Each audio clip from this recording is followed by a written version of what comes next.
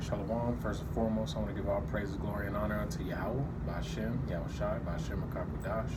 Double honors unto the apostles and elders of Great Millstone. Salutations to the Akim who grew out throughout the four corners of the earth, pushing this truth in all sincerity, risking your lives and putting your life on the line to do so. You know what I'm saying? Shalom, right? Another lesson, man. So first, this is William Lauren Katz, right? Did a book called Black Indians. I've done videos on it before, and I'm just going to get right into it. And then I got some scriptures to back it up as well. The whole point of this lesson is to prove that, Edom is the devil that the Bible speaks about, and that his track record shows that, right? And this is what he did to the Seminoles and the Black Seminoles and the Gadite Seminoles. So Reuben and Gad. By late 1837, the U.S. noose was tightened around the Seminole neck, but the nation showed no willingness to surrender. Those most determined to resist gathered around Osceola and Wildcat.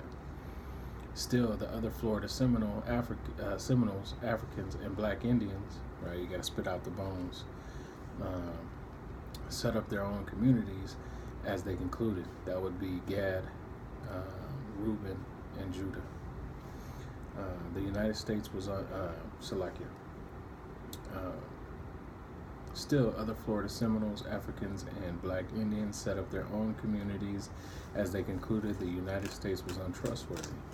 Some escaped to islands in the Caribbean, where slavery had been abolished since 1834. Others remained in Florida, and today some of their offspring claim the peninsula belongs to them, the descendants of the inhabitants who never surrendered. In the final months of his Florida effort, General Jessup restored to full-scale deception and hostage seizures.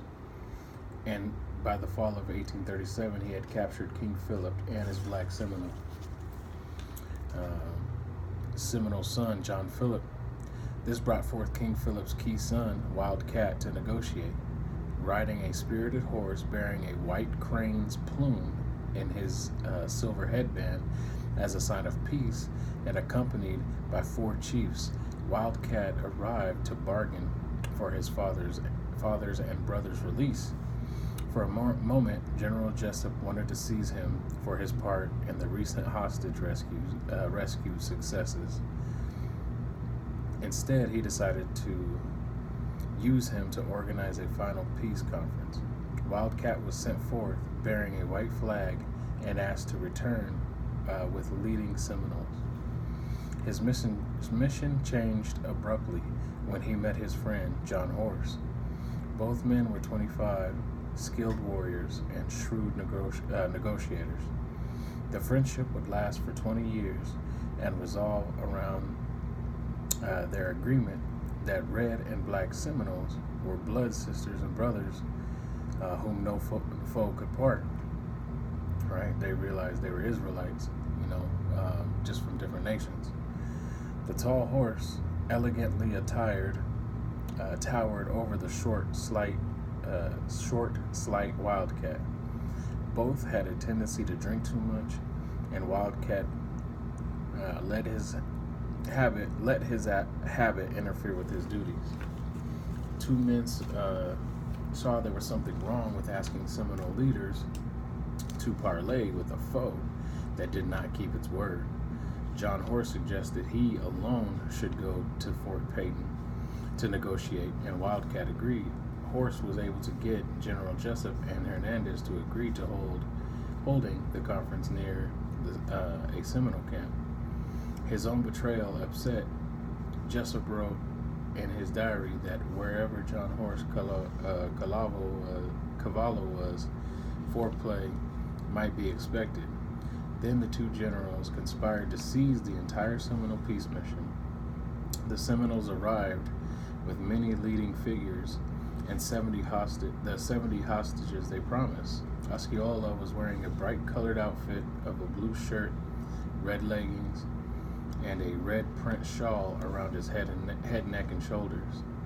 General Hernandez suddenly ordered the chiefs to deliver all the Negroes taken from U.S. citizens at once. He made no mention of releasing King Philip and his son. As Seminoles stood shocked, Hernandez signaled the 200 U.S. 2nd Dragoons came out of the forest hiding places, carbines aimed at the Seminole hearts. Prisoners were marched to the old jail at Fort Marion and thrust into the cell 33 by 18 feet to await deportation to Arkansas. Osceola, probably ill with the fever that would soon take his life, slumped in a corner. Wildcat John Horse at his side took command of the plans for a breakout. All right, so that just goes to show you, man, they went there for peace, and this damn devil tried to pull a fast one on him. All right, so I'm gonna grab these scriptures and jump up out of here. All right, this is Micah chapter 2. All right, woe to them that devise iniquity and work evil upon their beds. When the morning is light, they practice it, because it is in the power of their hand, right? And that's Esau, Edom, right? So-called white man. That's his MO. That's what he does, man. He can't sleep unless he, gets that wickedness done. He gets up early to practice it. And they covet fields and take them by violence, and houses and take them away. So they oppress a man and his house, even a man and his heritage. And is that not what Esau Edom did? Right? Coveted our fields, right? Came over here to the Americas, wiped out the indigenous population by 90%, as well as the West Africans, right? Did he not do that? Right? Is he not guilty of that? Right? So, therefore, thus saith Yahweh, Ba'ashem Yahushai, behold, against this family do I devise an evil, from which ye shall not remove your necks, neither shall ye go haughtily, for this time is evil. In that day, shall one take up a parable against you. So, that's all I wanted there, and then I wanted verse 10 right here. Nope, I don't want that. All right, so that was Micah chapter 2, verse 2 was the point, right? And this is Amos 8:4.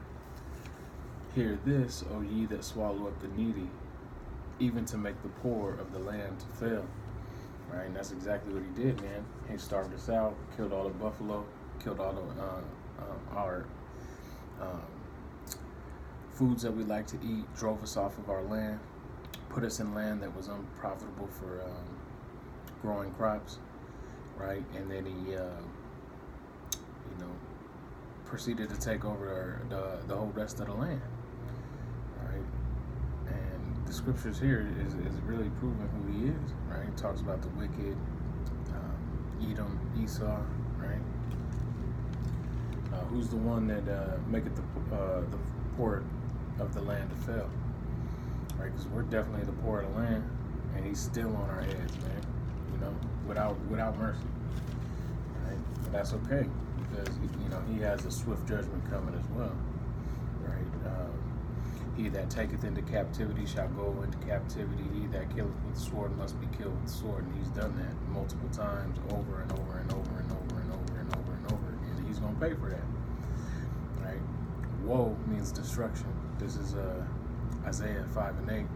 Woe unto them that join house to house, that lay field to field, till there be no place, that they might be placed alone in the midst of the earth.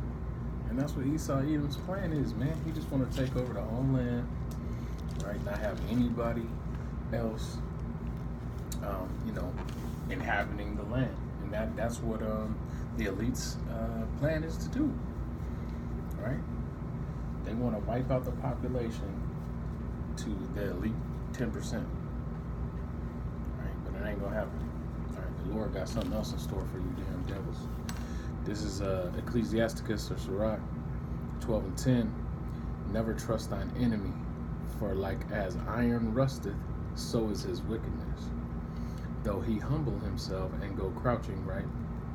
So this is, this book right here, a good example of why not to trust your enemy. Any book you read on the history of so-called Native Americans, Seminole Indians, Hispanics, right? Latinos, Negros, Latinos, Seminole Indians, and Native Americans, right? Any book you read about them that's in the past or even today is going to show you, never trust thine enemy, for as iron rusted, so is his wickedness, right? Reading on. Though he humble himself and go crouching, right? So even though he wrote all these treaties and had all these peace meetings, yet take good heed and beware of him. And thou shalt be unto him as if thou hast wiped a looking glass, and thou shalt know that his rust hath not been altogether wiped away. Set him not by thee, lest when he hath overthrown thee, he stand up in thy place. Neither let him sit at the right hand, lest he seek to take thy seat. And thou at the last remember my words, and be pricked therewith.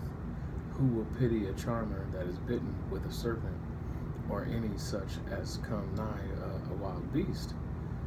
Right, so jumping down to 16. An enemy speaketh sweetly with his lips, but in his heart he imagineth how to overthrow thee, or how to throw thee into a pit. He will weep with his eyes, but if he find opportunity, he will not be satisfied with blood. All right, and that's Esau Edom to a T, man. Though he sought it carefully with tears, right? That's what he did when he lost his birthright, right? He was over here crying to the Lord, trying to get another birthright, which he did, right? But it's temporal. We have the everlasting kingdom, and he's mad about that. That's why he's fucking us up, right? This is Psalms 14:4, because for the nation of Israel, you so-called Negros, Latinos, Native Americans, Seminole Indians, so-called Negros, Natives, Seminoles, West Indians, Haitians, right? You have the Most High, Yahweh Bashem Yahushua, is your power, and he's going to deliver you. He says that only us of the families has he known on the face of this planet. He hasn't not known any other nation. And we already know he's not dealing with the other nations, because he likens them unto a drop of a bucket or spittle, right? I don't want to grab all those scriptures. We'll be here all night. But this is Psalms 14:4. Have all the workers of iniquity no knowledge, who eat up my people as they eat bread, and call not upon the Most High? Right? That's not the one I wanted either. Salah.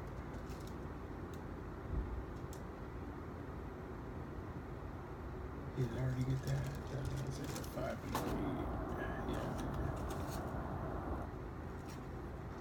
Yeah, that's it. Hey, well, with that, man, Lord willing, this was edifying. The moral of the story, as they say, is don't trust your enemy, and know who your enemy is. And if you're an Israelite, like I said, of Negroes, Latinos, Native Americans, Seminole Indians, and West Indian and Haitians, your enemy is Esau, Edom, and it's written about in the Bible, the so-called white man. So, you got to know who your enemy is and how to deal with him. It says don't bring him close to you, because he'll try to take you over, and that's exactly what he did. Like, you don't have to agree with what we teach, man. The Bible clearly explains it. You know what I'm saying? So with that, Lord willing, this was edifying. Hey, shalom.